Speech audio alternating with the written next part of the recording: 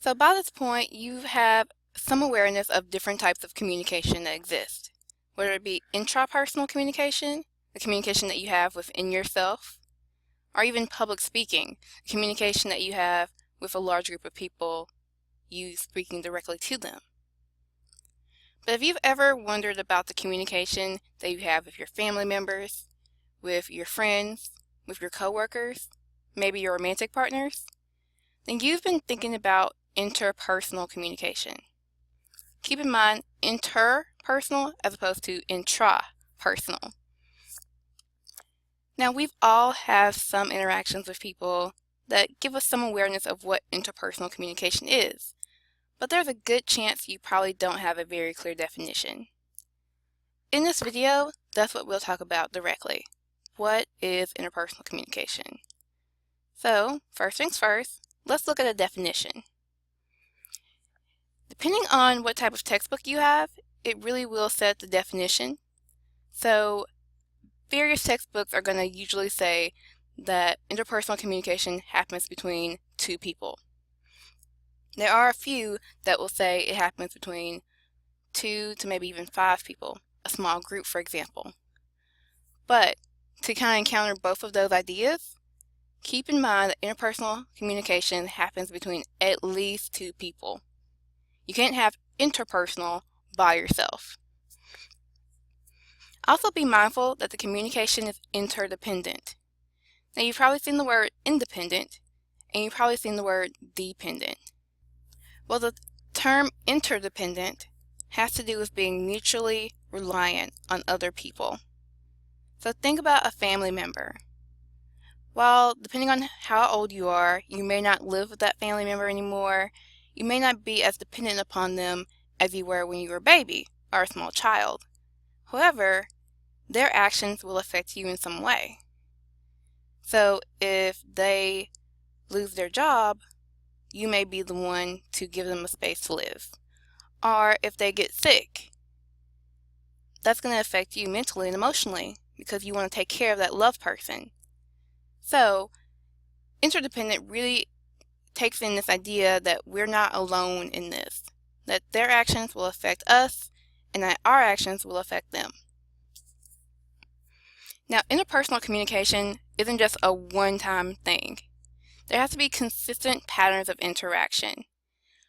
What technically falls as consistent is up to the people in that relationship. There are some friends I talk with them at least once a week. Some friends once a month. Some friends every now and then, but we still have an interpersonal communication because that's our consistent pattern. That random stranger that you only talk to once, that won't be a pattern of interaction. That was just a one-time impersonal communication. And also keep in mind that interpersonal communication means that you interact for an extended period of time. Again, we have a tricky definition because extended period of time is not going to be defined by 1 month or 2 months. It's going to again be related to the relationship.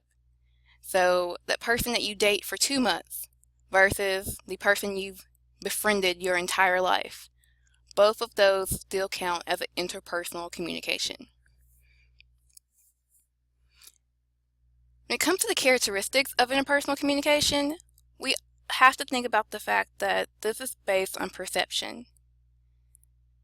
You probably all know or have been in a situation where one person thought they were really close to another person. Oh, that's my best friend. But the other person didn't feel the same way.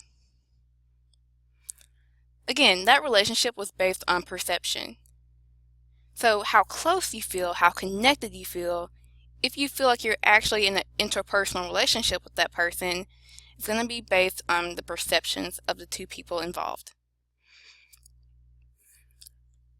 Another thing to think about is that interpersonal communication is transactional.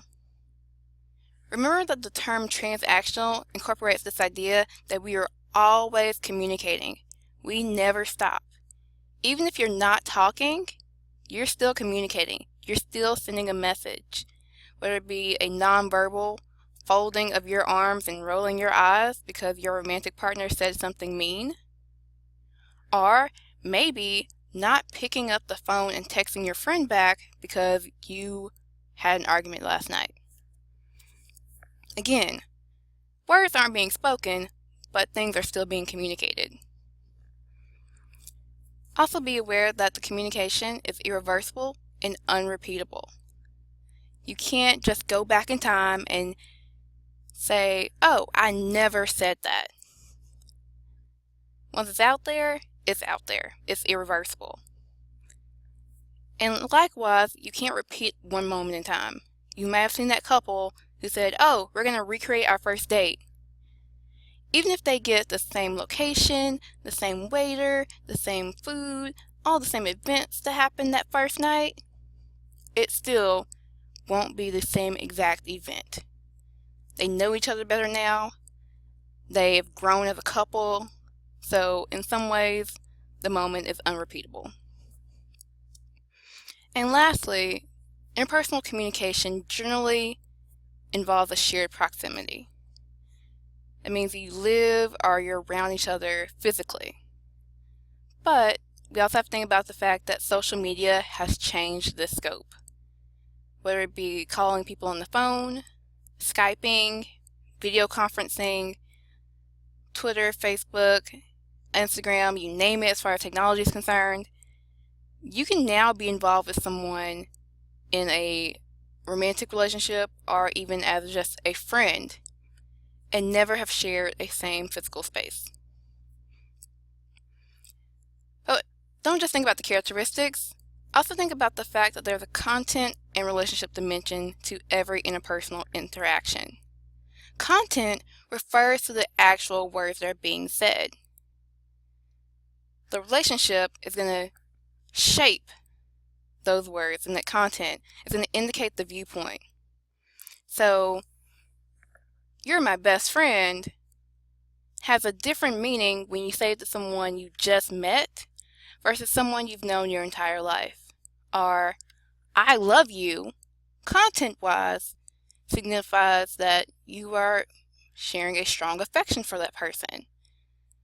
But again, the relationship is going to change the atmosphere. In the picture you see to the left, at first, all you see in this ad is the guy doing a chant. And you think, wow, that's a little weird. But then you see the picture expand and you see his daughter.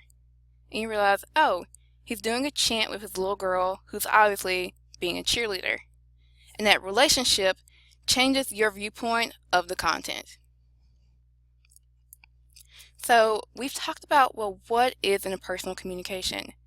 We looked at a definition, the characteristics, as well as some dimensions of this particular type of communication. So again, next time you're thinking about your friends, your family, your romantic partner, your coworkers, think about it. You're having interpersonal communication.